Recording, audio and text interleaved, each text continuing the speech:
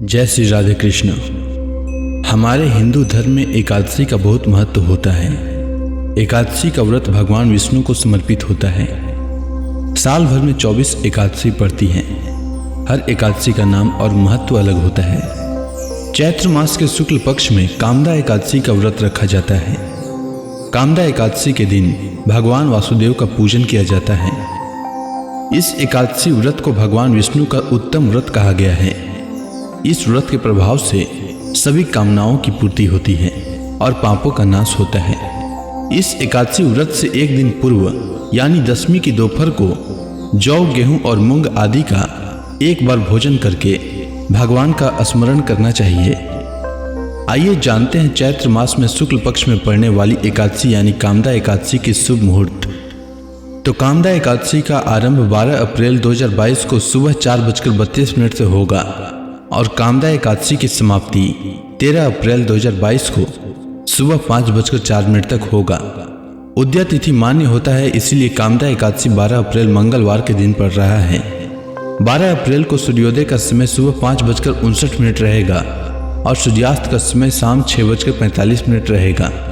इस दिन अभिजीत मुहूर्त सुबह 11:57 से लेकर दोपहर 12:48 तक रहेगा। वहीं द्वादशी तिथि 14 अप्रैल को सुबह 4:52 तक समाप्त होगा। इस बार जो कामदा एकादशी का व्रत रखने वाले हैं उन्हें पारण को लेकर विशेष ध्यान रखने की आवश्यकता है, क्योंकि इस बार आप कामदा एकादशी का व्रत 12 अप्रैल को रखने के बाद 13 अप्रैल को सुबह सुबह सूर्योदय के बाद व्रत का पारण नहीं कर सकते हैं, क्योंकि उस वक्त हरिवासर का समय रहेगा और हरिवासर में एकादशी व्रत का पारण नहीं किया जाता है। मैं आपको बता दूं कि द्वादशी तिथि के पहले 1/4 समय को हरिवासर का समय कहा जाता है और एकादशी व्रत का पारण द्वादशी तिथि में हरिवासर के बाद किया जाता है। 13 अप्रैल को हरिवासर सुबह 11:02 तक रहेगा और एकादशी व्रत का पारण सुबह में या मध्याह्न के समय के बाद किया जाता है। इसीलिए एकादशी व्रत पारण का शुभ मुहूर्त 13 अप्रैल 2022 को दोपहर 1:40 से लेकर शाम 4:12 तक रहेगा। आपको इसी दौरान एकादशी व्रत का पालन करना चाहिए। एकादशी के दिन जो लोग उपवास रखते हैं और सच्चे मन से विष्णु जी की पूजा करते हैं उन्हें जीवन में अच्छी सेहत, सुख, समृद्धि प्राप्त होती है। इस दिन भगवान विष्णु को पीले पुष्प, पीले वस्त्र और हल्दी मिला हुआ जल अर्पित करना चाहिए। इससे हर मनोकामना पूर्ण होती है। एकादशी की शाम को तुलसी पूजा अवश्य करनी चाहिए। तुलसी के समक्ष शुद्ध घी का दीपक जलाएं और ओम नमो भगवते वासुदेवाय इस मंत्र का जाप करते हुए तुलसी की 11 बार परिक्रमा करें। ऐसा करने से आपका आर्थिक पक्ष मजबूत होगा। शास्त्रों के अनुसार एकादशी तिथि के दिन पीपल का पौधा लगाने और उसमें नियमित रूप से जल चढ़ाने से पितरों की आत्मा को शांति मिलती है और घर में सुख शांति आती है। साथ ही एकादशी के दिन गरीब लोगों को पीले वस्त्र, अनाज और फल दान करना चाहिए। एकादशी का व्रत दशमी तिथि की शाम सूर्यास्त के बाद से ही शुरू हो जाता है और एकादशी का व्रत द्वादशी तिथि पर समाप्त होता है। दशमी तिथि पर सूर्यास्त से पहले भोजन कर लें। इस दिन तामसिक भोजन से परहेज करें और सात्विक और हल्का आहार लें।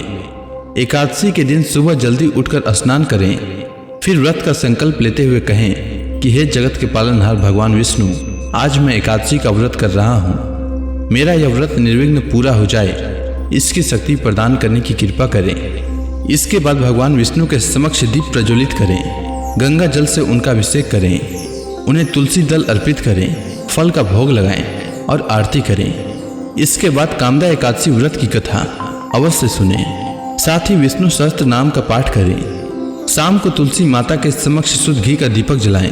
अगले दिन द्वादशी को स्नान करके भगवान विष्णु की पूजा करके ब्राह्मणों को या जरूरतमंदों को भोजन कराकर उन्हें दान दक्षिणा देकर उसके बाद शुभ मुहूर्त में व्रत खोलें। पारण का भोजन सात्विक रखें। पारण के भोजन में प्याज और लहसुन का प्रयोग बिल्कुल भी न करें। एकादशी व्रत के पारण पर चावल जरूर खाना चाहिए। एकादशी व्रत के दिन चावल खाना मना होता है, लेकिन द्वादशी के दिन चावल खाना उत्तम माना जाता है। साथ ही एकादशी पारण में आंवला अवश्य खाना चाहिए, क्योंकि आंवले के पेड़ पर भगवान विष्णु का वास होता है। इसीलिए एकादशी के पारण में आंवले का विशेष महत्व होता है। एकादशी व्रत का पारण आंवला खाकर करने से अखंड सौभाग्य, आरोग्य और संतान सुख की प्राप्ति होती है।